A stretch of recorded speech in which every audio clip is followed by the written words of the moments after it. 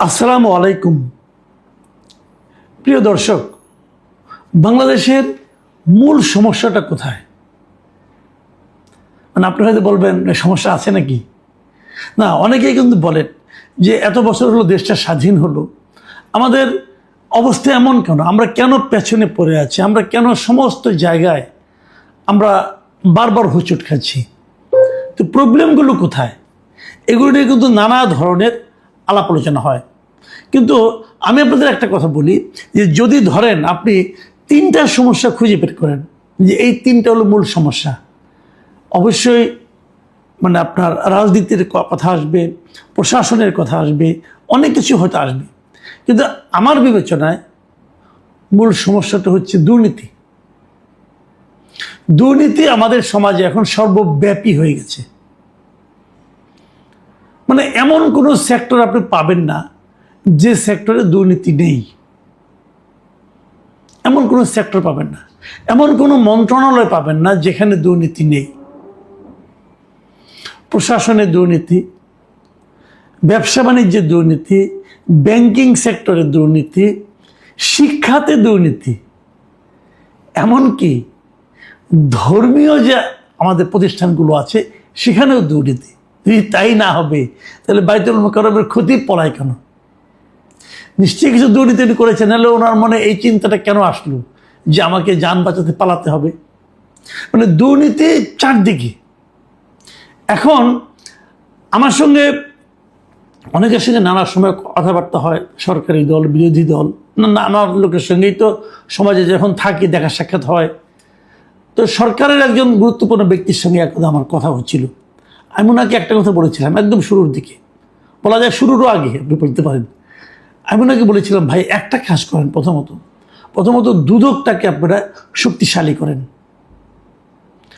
দুদকে এমন একজন লোককে, এমন কয়েকজন লোককে নিয়োগ করেন কমিশনার এবং চেয়ারম্যান পদে, যাদের সততা প্রশ্নাতীত। তাদের সততা কেবল না, সততা এবং মানসিক দৃঢ়তা, চারিত্রিক দৃঢ়তা, এটা প্রশ্নাতীত, প্রমাণিত। এমন লোককে আপনারা চেয়ারম্যান হিসেবে নিয়োগ করেন।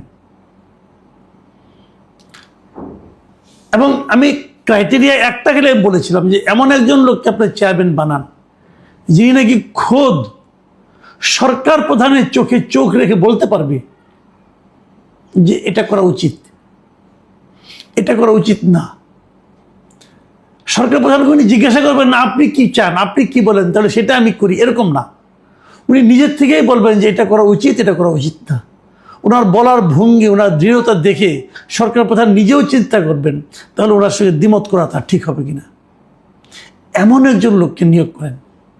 দেশ যদি দুর্নীতিমুক্ত হয় লাভটা হবে কার? লাভটা কিন্তু সরকারের হবে। সরকার তখন দেশটা ভালোভাবে চালাতে পারবেন। দুর্নীতিবাদরা যদি ভয় পায় যে আমি যে দুর্নীতি করতেছি সেটা দুদক কিন্তু আমাকে ধরবে, এটা যদি দুর্নীতিবাদরা মনে করে, তাদের মধ্যে যদি বিন্দুমাত্র ভয় থাকে, সেটাও কিন্তু আমি মনে করি যে সরকারের যে প্ল্যানিংগুলো সেগুলো বাস্তবায়নে সহায়তা করবে। আর যদি সরকার দুদককে ঠিকমতো গঠন না করেন তাহলে কি হবে? নিজের পায়ে নিজে কোড়াল মারবেন। আমি এগুলি এত কিছু বললাম, এর পেছনে মূল কারণটা কি? মূল কারণটা হলো দুদক কিভাবে গঠিত হবে, কিভাবে হবে না, সেটা তো একটা প্রশ্ন আছেই বটে। তারও চেয়ে বড় প্রশ্ন হলো দুদক কেন গঠিতই হচ্ছে না। দুদকের নর্মালি নিয়ম হলো একজন চেয়ারম্যান থাকবেন, 3 জন কমিশনার থাকবেন অথবা 2 জন কমিশনার থাকবেন, এরকম একটা ফরম্যাট আছে। এটা কিভাবে গঠন করতে হবে তারও নিয়ম আছে। এই সরকার দায়িত্ব নিয়েছে ফেব্রুয়ারি মাসের 17 তারিখে। তার ঠিক 2 সপ্তাহ পরেই মার্চের 3 তারিখে দুদকের যিনি চেয়ারম্যান ছিলেন এবং যে 2 জন লোক কমিশনার ছিলেন তারা একযোগে পদত্যাগ করেছেন।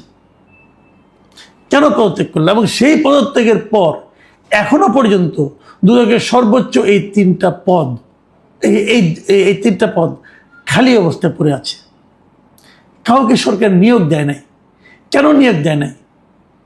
সরকার কি তার পছন্দ মতো লোক খুঁজে পাচ্ছে না?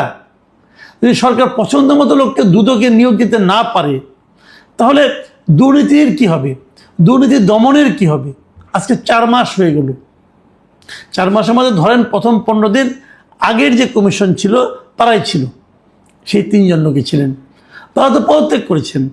তারা পদত্যাগ করেছেন, কেন করলেন সে আলোচনা আসছে একটু পরে। তারা পদত্যাগ করার পর এতগুলি দিন এই পদটাকে তারা খালি রাখলেন কেন? সরকার বলতে পারতেন আমরা নতুনভাবে গঠন করব, যতদিন গঠন না হয় ততদিন পর্যন্ত আপনারা থাকেন। তাও কেন বললেন না? এটা একটা $1 মিলিয়ন কোশ্চেন। আমি জানি না কেন এতদিন, প্রায় কত মাস ভাবেন আপনারা, প্রায় 3 মাসে, প্রায় 2.5 মাসের বেশি, প্রায় 3 মাস ধরেন, 3 মাস 3.5 মাসের মতো সময় দুদকে কোনো চেয়ারম্যান নেই, কোনো কমিশনার নেই। দুদক আগে ছিল এন্টি করাপশন ব্যুরো। এর জন্মের পর থেকে এ যাবৎকালে এই শীর্ষ পদগুলোতে এতদিন ধরে খালি থাকার কোনো ইতিহাস নাই। এই সরকারের আমলে তৈরি হয়েছে এটা। তো এটা কি সরকারের দুর্নীতি দমনের ক্ষেত্রে তাদের আন্তরিকতার প্রমাণ, নাকি তারা দুর্নীতি দমনের ব্যাপারে তাদের যে উদাসীনতা তার প্রমাণ বহন করে? কেন তারা দুদকের চেয়ারম্যান নিয়োগ করতে পারছেন না? দেখুন, একটা কথা খুব গুরুত্বপূর্ণ, কিন্তু দুদকের যিনি চেয়ারম্যান ছিলেন তারা কিন্তু নিয়োগ করা হয়েছিল অন্তর্বর্তীকালীন সরকারের আমলে। যে 3 জন লোককে নিয়োগ করা হয়েছিল, চেয়ারম্যান ছিলেন মোহাম্মদ আব্দুল মোমেন এবং 2 জন কমিশনার ছিলেন, মিয়া মোহাম্মদ আলী আকবর আজিজি এবং ব্রিগেডিয়ার জেনারেল অবসরপ্রাপ্ত হাফিজ আহসান ফরিদ। এই 3 জন লোক ছিলেন শীর্ষ 3 পদে। এরা যখন পদত্যাগ করেন একই দিনে একই সঙ্গে তারা পদত্যাগ করেছেন। এবং পদত্যাগের পর এই আব্দুল মোমেন যিনি আছেন, উনি একটা সাংবাদিকদেরকে কারণটা উল্লেখ করেছিলেন। শুনুন উনি কী বলেছিলেন।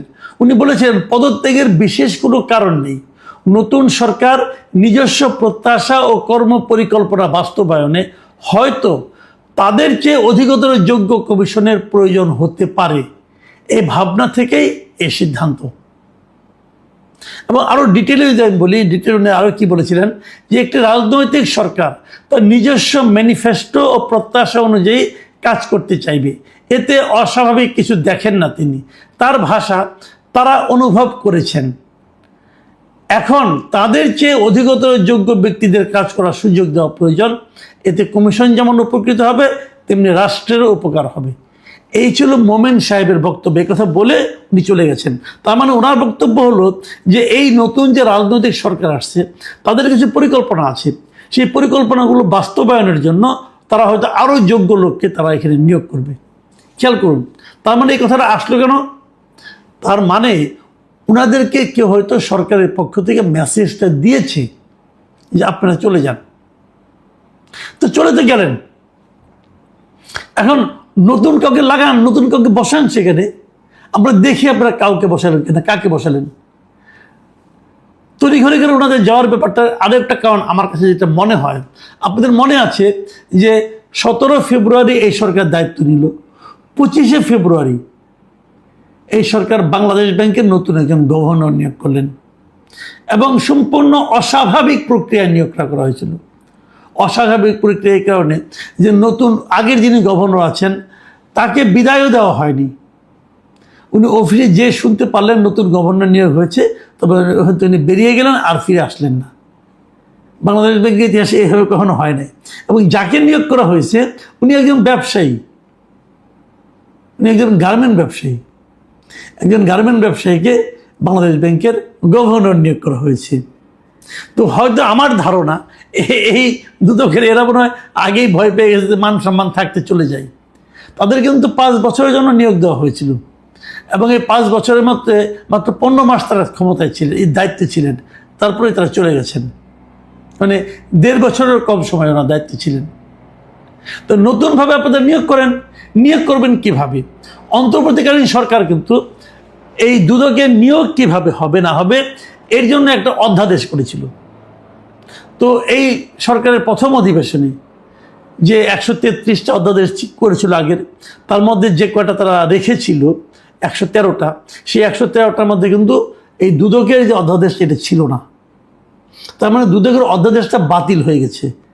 তার মানে এখন নতুন নিয়োগ করতে হলে এর আগের যে নিয়ম আছে 2004 সালের যে নিয়মটা ছিল সেই নিয়মেই নিয়োগটা করতে হবে।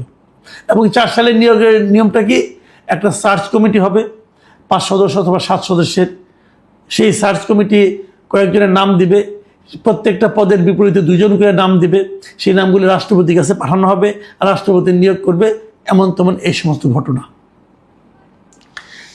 এখন এই যে দুদক নেই, দুদকের যে কমিটি গঠন করা হয়নি, এর ফলে দুদকের কাজকর্ম কেমন চলছে? বলতে গেলে দুদকের রুটিন কাজ ছাড়া আর কোনো কাজই হচ্ছে না। অনেক অভিযোগ দুদকে জমা পড়ে, জানা গেছে এর মধ্যে প্রায় 2000-এর বেশি অভিযোগ অনুসন্ধান পর্যায়ে আছে। কয়েকশো অভিযোগের অনুসন্ধান শেষ হয়ে গেছে। সেই অনুসন্ধানকারী কর্মকর্তারা মামলার সুপারিশ করে ঊর্ধ্বতন কর্মকর্তাদের কাছে জমা দিয়েছেন, কিন্তু যেহেতু কোনো কমিশন নাই, অতএব এই অভিযোগগুলোর বিপরীতে কোনো মামলার অনুমোদন দেওয়া সম্ভব হচ্ছে না, যে কারণে গত 2-3 মাসে কোনো মামলা কিন্তু হচ্ছে না। এটা কি চরম অচল অবস্থা। তার মানে দুর্নীতিবাজদের জন্য এখন একটা খুব চমৎকার সময় বিরাজ করছে, যে তুমি দুর্নীতি করো, এখন আর ধরার কেউ নাই। দুদককে নিয়েও প্রশ্ন আছে। দুদককে বলা হয়ে থাকে যে এরা দুর্নীতি দমনের নামে এরা নিজেরাও অনেক সময় দুর্নীতি করে, অনেক সময়ই করে, এবং তাদের খুব ভালো কোনো ইতিহাস নাই।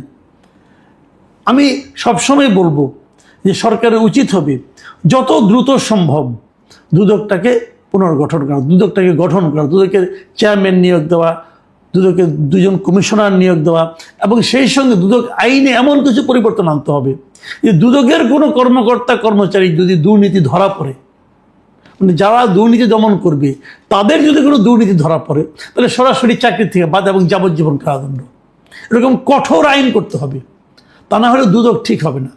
দুদককে ঠিক করেন, আপনি দেখবেন দেশের দুর্নীতি অনেক কমে যাবে।